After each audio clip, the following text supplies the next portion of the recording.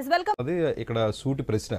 ఇక్కడ ఎవరైతే కేసీఆర్ గారు ఉన్నారో, అక్కడ ఎవరైతే జగన్మోహన్ రెడ్డి ఉన్నారో, వీళ్ళిద్దరూ కూడా 10 సంవత్సరాల పాటు ఏదో కూర్చొని నిజంగానే మిత్రులు అన్నట్టుగా రాగి సంగటి కోసం, లేకపోతే తెలంగాణ హైదరాబాద్ బిర్యానీ కోసం కేవలం అదే, లేదా మీ మీద ఏ కేసులు వస్తాయి, మా మీద ఏ కేసులు వస్తాయి, దానికి ఎలాంటి ఎలాంటి ఎలాంటి ఎలాంటి సెక్షన్లు ఉంటాయి, సో ఏ విధమైన శిక్ష ఉంటుంది, ఇలాంటి వాటి గురించే మాట్లాడుకున్నట్టుగా నాకు అనిపిస్తుంది. అందుకని ఈ రోజున ఇద్దరి మీద కూడా అన్ని కేసులు ఉన్నాయి. సో ఇంకా బీఆర్ఎస్ పార్టీ అనేది ఎంత కుంగిపోయిన పరిస్థితి చూస్తున్నాం, అంతేకాకుండా ఎంత లోతుగా వెళ్తుందన్న కూడా చూస్తున్నాం. మీరు చెప్పినట్లుగా ఏదైతే అటు చంద్రబాబు నాయుడు కూడా లేఖ రాశారు, అటు ప్రాంతం మొత్తం ఆంధ్రలోనే ఉంది అది. సో విషయం ఏంటంటే ఇంకా ఆ విషయానికి వచ్చినప్పుడు ఇక్కడ ఎట్లా ఇస్తామో ఇక్కడ కూడా అంత ఇస్తామంటే ఆల్వేస్ వెల్కమ్, ఇంకా చాలా సంతోషంగా స్వీకరిస్తాం, ఖచ్చితంగా వెల్కమ్ చేస్తారు. ఎస్ కిషోర్ గారు ఏమంటారండి? ఇప్పుడు టీటీడీలో అటు తెలంగాణ రాష్ట్ర ప్రభుత్వం ఏదైతే అందులో కూడా వాటా అడుగుతుంది ఏంటి? ఇప్పుడు ఇద్దరు సీఎంలు కూర్చున్నారు కదా మేడం. సో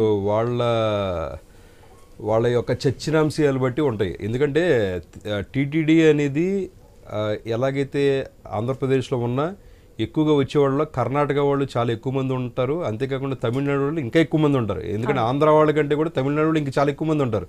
అలాగే తెలంగాణ నుంచి కూడా ఉంటారు. అదేవిధంగా ఇక్కడ యాదాద్రి ఉంది, భద్రాచలం ఉంది, వేములవాడ ఉంది. అంటే ఇవన్నీ కూడా ఏంటంటే ఇది మాకు కావాలంటే వాళ్ళు ఇంకోటి అడగడం, లేదా మేము పోర్ట్ ఇచ్చామంటే కనుక మాకు హైదరాబాద్లో ప్లేస్ అడగడం. సో ఇలాంటివన్నీ కూడా ఇవే చెప్తున్నాను కదా. చర్చనాంశాలు అనేది ఏంటంటే వాళ్ళు ప్రతిపాదనలు తీసుకొచ్చారు.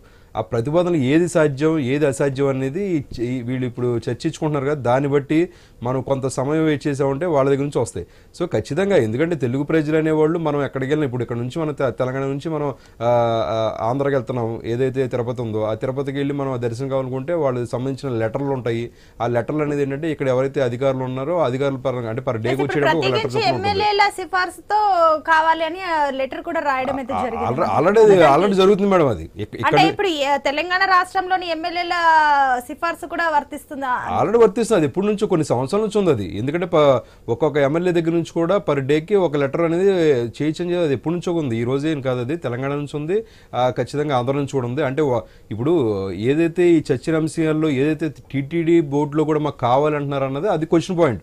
అంటే వాట్ దే వాంట్ అంటే సపోజ్ దాంట్లో ఏమన్నా ఈఓ పోస్ట్ కావాలంటున్నారా, లేకపోతే దాంట్లో ఏమన్నా మెంబర్లు కావాలంటున్నారా, కమిటీ మెంబర్స్ కావాలంటున్నారా, లేకపోతే దానికి సంబంధించిన ఆదాయాలు కావాలంటున్నారా, ఇవన్నీ కూడా ఏంటంటే ఇప్పుడు జరిగిన సారాంశాన్ని బట్టి మనం తెలుసుకోవచ్చు. ఇప్పుడు ప్రత్యేకించండి ఇంకొకటి, ఏదైతే ఉమ్మడి రాష్ట్రంలో ఉన్నప్పుడు సింగరేణిని డెవలప్ అయితే చేశారు, అయితే అందులో వస్తున్న లాభాల విషయంలో కూడా ఇప్పుడు ఏపీ అయితే ప్రతిపాదన పెట్టింది. అంటే తెలంగాణ సర్కార్ ఆ రకంగా దానికి తగ్గట్టుగా స్పందిస్తుందని అనుకుంటున్నారా? మీరేమనుకుంటున్నారు? చంద్రబాబు పెట్టిన ప్రతిపాదనకి రేవంత్ రెడ్డి ఎలా స్పందించే ఛాన్స్? ఇప్పుడు ఖచ్చితంగా అదే చెప్తున్నాం. అంతేకాకుండా కొన్ని బొగ్గు నిక్షేపాలు అనేవి ఖచ్చితంగా తెలంగాణలో ఏదైతే సత్తుపల్లి అవతల దగ్గర నుంచి కూడా ఇలాగ ఆంధ్రాలో ఒక పాయలాగా వైజాగ్ వరకు కూడా ఆ విధంగా ఉన్నాయి. సో ఇవన్నీ కూడా అంటే రెండుటి కలిపి తీసుకున్న డెసిషన్ మీద కూడా అది